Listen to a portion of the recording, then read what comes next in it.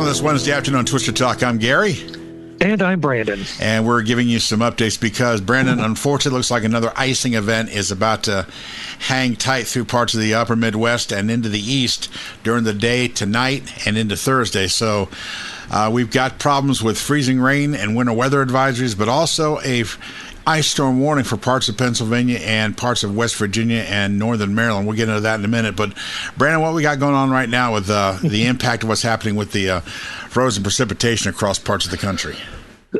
Well, what we've got here is a widespread freezing rain and sleet event, and this is going to be spanning from the Midwest into the northern mid-Atlantic, and is going to fall mostly as an icy mix of both freezing rain and sleet, starting today and continuing through Thursday. So what we're looking at here then is the heaviest icing likely to occur in western Maryland, the West Virginia Panhandle, and portions of Pennsylvania. Now, those areas are looking for a good chance, 40 to 70% chance of more than a quarter inch of ice accretion in the places I just mentioned.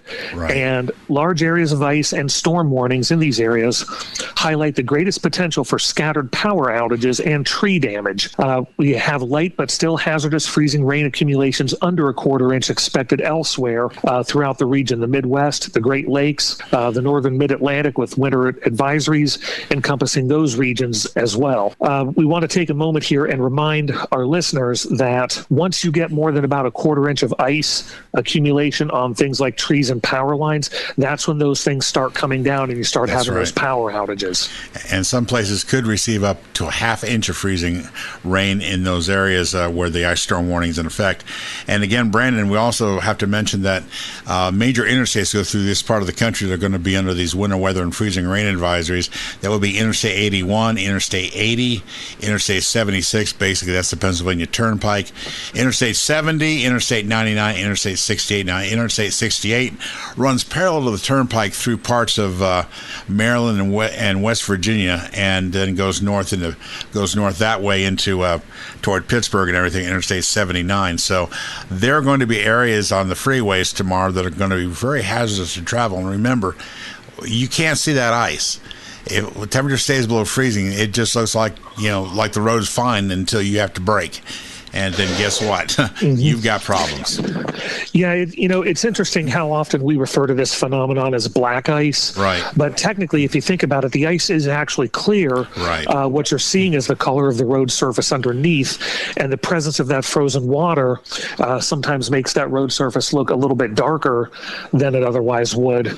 But if you do have to be out commuting on icy roads, there really is no substitute for caution and reduced speed. Right. Absolutely. You have to be very careful. I mean, this event is going to, again, is stretching from the Midwest. Today we have icing reports in Kansas City, towards St. Louis, parts of Iowa, parts of northern Missouri, and now freezing rain, ice, and sleet in parts of Illinois, and even now entering portions of western Indiana. This will move into the Ohio and Pennsylvania area overnight tonight. And temperatures are going to fall basically, people from about 30 degrees to about 27 degrees in most of these areas. Looking at a temperature map, that means it's going to be perfect for this kind of event to occur. The air above us is warm, the rain is going to melt, then refreezes when it hits the ground. Freezing rain, and that's the issue. And again, we have said this ad infinitum ad nauseum. Anything over a quarter of an inch, and you've got problems. You're going to have problems with icing, dangerous roads, and power outages. Sadly, that's just a given of what's going on with that. Now, again, we're talking earlier, talking more about the fact that we're again looking at significant totals. Places that northern Ohio could receive, in some places, Brandon, northern Ohio, Toledo, and toward Cleveland could receive anywhere from a quarter to a half inch of freezing rain in that area before everything turns over to rain.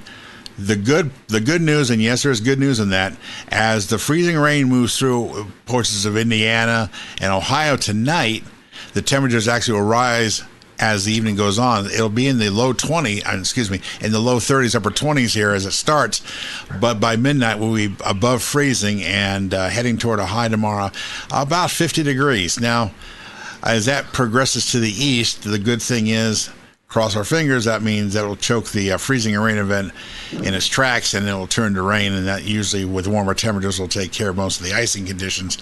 But remember, As we get into Friday, guess what? Temperatures fall back down. I tell you, it's been a wild week with this, and I just got to kind of wonder what's waiting for us down the road, because we'll be talking just a moment about the long-term forecast over the next 10 days and let you know what's happening there. But Brandon, again, just got to be really cautious and really smart. And if you live in those areas that we have listeners about freezing rain, you've learned what goes on in the last few months because of this. If you don't have to go out, don't. And if you have to do anything, do it today. Yeah, that's good advice anytime you're looking at one of these events here. Now, granted, this is going to be kind of a one-day in and out thing. So after today and tomorrow, the system will have moved on, and you'll be recovering from it. And many of the areas that are going to be affected by this have winter snow and ice removal equipment in their larger urban areas, and even some in their more rural outlying areas. So it's not like this is going to shut things down for a week. No, that's a good point. And this is going to be in and out. So while there is no need to panic and go out and buy up all the milk, eggs, and bread for the next month, there is no substitute for slowing down a little bit and exercising a little bit of additional caution. We've talked about this before, but if you have to drive in this stuff, if you get on ice, your four-wheel drive vehicle is not necessarily going to have any better traction than any other vehicle would. So, you have to be careful about that. The tires have to be able to grip the road for that to happen. And if all they're gripping is a solid sheet of ice, unless you have, the appropriate chains or tire spikes on, you're still going to be dealing with very slippery conditions. So it's going to be a mess. Yeah. And again, if you don't need to be out traveling, that's a good thing, because that gives the road crews a chance to salt the roads and try to get things under control. And, with their laying down the brine and salt and everything, as temperatures rise, a lot of that will melt and run off, and the roads will get clearer faster on that. But so that's what's going on with that. Now, we're going to take a quick look into next week. There could the possibility of another heavy snow freezing rain event about the middle of next week. Again, nothing set in stone yet. That could change, but it looks like the big thing, Brandon, for next week could be a significant area of heavy rains throughout the southeast. This could include severe thunderstorms and everything, but it looks like a lot of places that need rain, including your area, the Carolinas, will get some next week, which will be a good thing. Yeah, we're definitely several regions of the Southeast, especially here in the Carolinas. We're in a drought right now. There are areas now that are under wildfire danger because there's been so little rain for such a long period of time. And, I'm definitely have been missing seeing those, week-long rain events that really help build up the water tables in this region. Also, there will be another brutal cold Arctic air mass, but right now it doesn't look to be reaching as far south as the last one did. But the northern tier, the upper Midwest and the northern plain states, will be below normal starting into next week. How far east that goes, they're not sure yet, but there will be a significant cold shot again up there. So get your Nanook, parkas out, because you're going to need them probably sometime early next week in that area. A couple other things I did want to mention. There is some critical fire danger in parts of New Mexico today. Now, you're saying, really, what does that mean? Well, the basic part of New Mexico that's under a extreme fire, or in other words, a critical fire warning, is basically outside of any of the major cities. However, that area is humidities are between 5 and 10%, again, that magic number, and winds will be blowing at about 20 to 35 miles an hour over the next few days there, so any fires that do start could spread very quickly. One thing we're going to leave you with, we will be back this weekend, because, Brandon, we got some great stories to tell this weekend. I mean, folks, have you ever heard of 6.5 feet of rain in a 36-hour period? You're going, Gary, you're nuts. No, that happened in Australia. We'll be talking about that this weekend. And also the fact that, Brandon, and the island of Hokkaido, northern Japan, are you ready for this? 4.5 feet of snow in 6 hours. That is impressive. That is really impressive. We're going to be talking about that this week and give you kind of a wrap up of what's going on, and a couple other things we'll bring to mind. But just absolutely incredible weather in parts of the world, and we do have listeners in those parts of the world. But I think even here in America, we just kind of get like, wow, really, that's going on? Yes, it is, and we're going to be talking about that.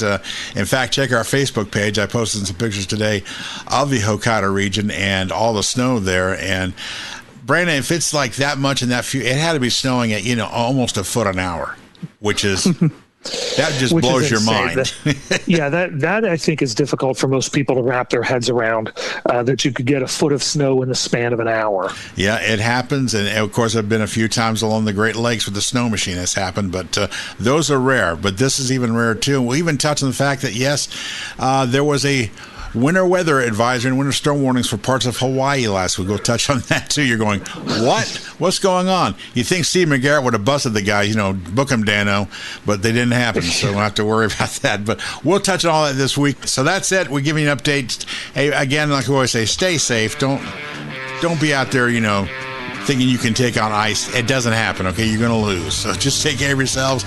Stay indoors, keep warm, keep dry. And for Twister Talk, I'm Gary. And I'm Brandon. And we'll talk to you tomorrow.